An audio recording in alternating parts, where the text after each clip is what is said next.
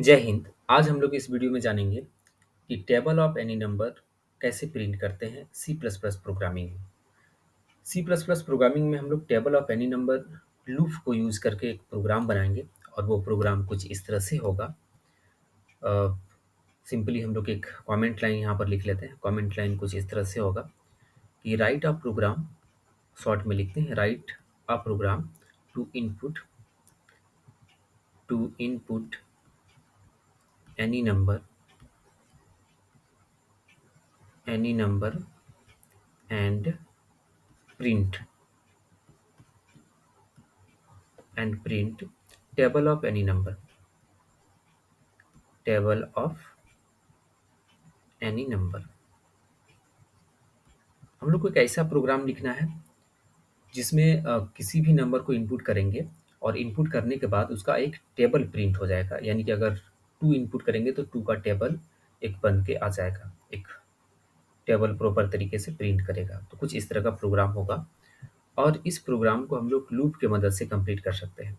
किसी भी स्टेटमेंट को बार बार प्रिंट करना हो, किसी भी टास्क को बार बार एग्जीक्यूट करना हो तो उसके लिए लूप का ही यूज़ करते हैं। अगर रिपीटेडली कोई भी स्टेटमेंट को प्रिंट करना तो उसके लिए लूप का ही यूज़ करते हैं। तो इसमें 10 टाइम्स एक ही वैल्यू को रिपीट करते हुए उसको मल्टीप्लाई करेंगे, तो इसलिए इसमें लूप का यूज़ करेंगे। और लूप कौन सा लूप यूज़ करेंगे? व्हाइल लूप का यूज़ करके इस प्रोग्राम को कंप्लीट करेंगे। तो कुछ इस तरह से इसमें लिखते हैं। सबसे पहले ये जो प्रोग्राम होगा ये वी एस कोड में रन होगा। इस प्रोग्राम को आप वी एस कोड में रन करेंगे। तो सिंपली हम लोग स्टार्टिंग करते हैं कुछ इस तरह से, hash include I O string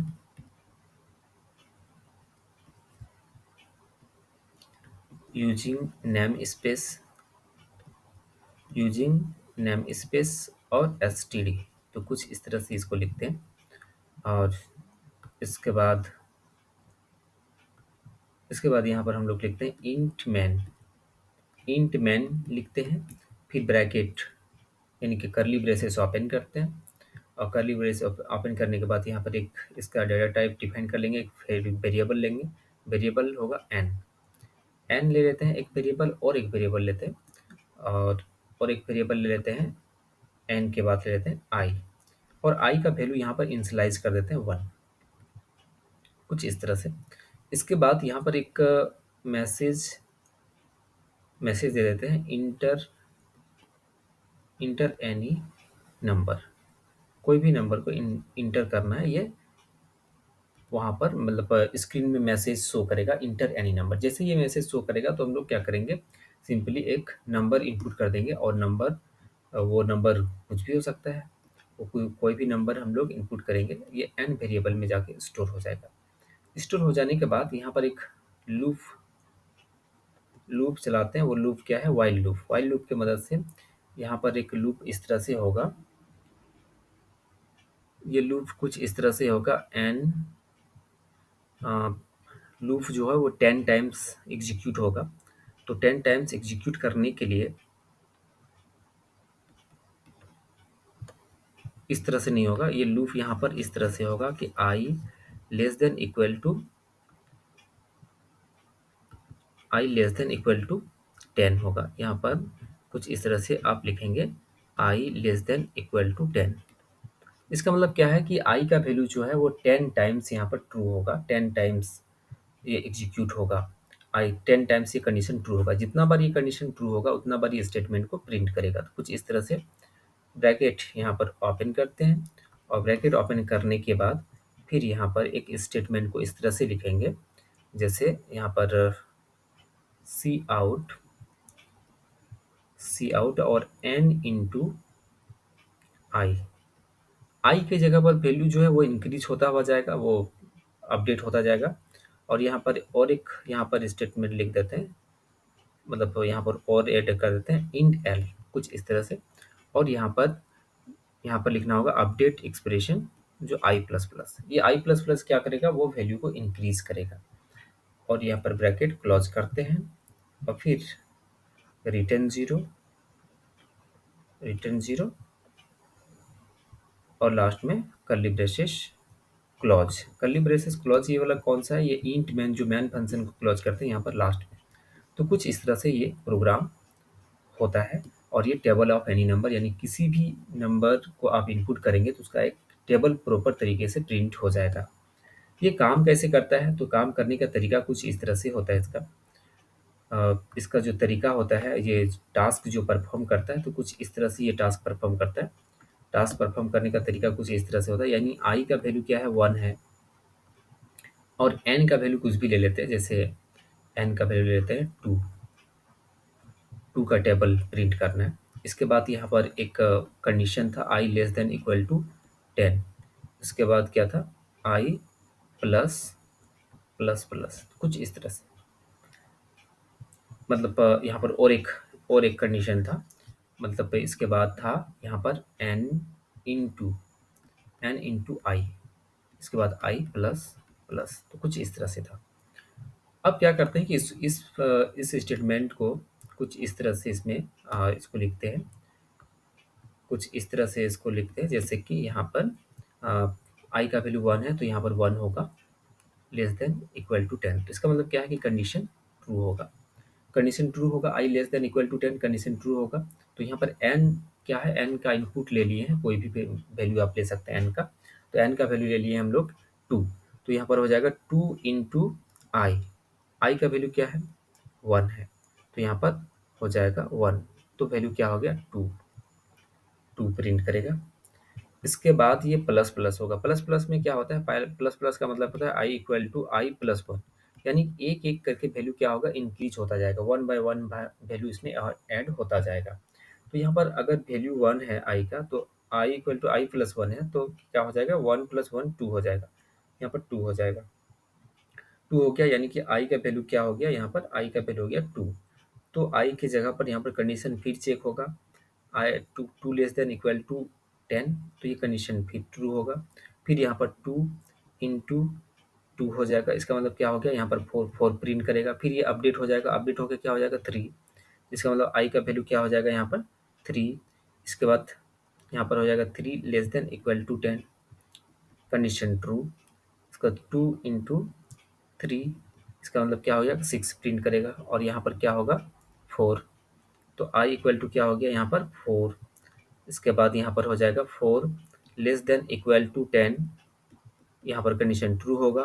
2 into 4, इसका मतलब क्या है? यहाँ पर 8 होगा। तो यहाँ पर कुछ इस तरह से ये प्रिंट करेगा 8। इसके बाद फिर इंक्रीज होगा वैल्यू, यानी कि ये जो आई का वैल्यू क्या है? 4। तो 4 प्लस 1, तो यहाँ पर क्या हो जाएगा? 5 हो जाएगा। इस फिर यहाँ पर आई का वैल्यू क्या हो गया? 5। तो 5 लेस देन इक्वल टू 10, इसका मतलब क्या है? कंडीशन ट्रू है। तो 2 इंटू 5, तो यहाँ पर क्या हो जाएगा? 10।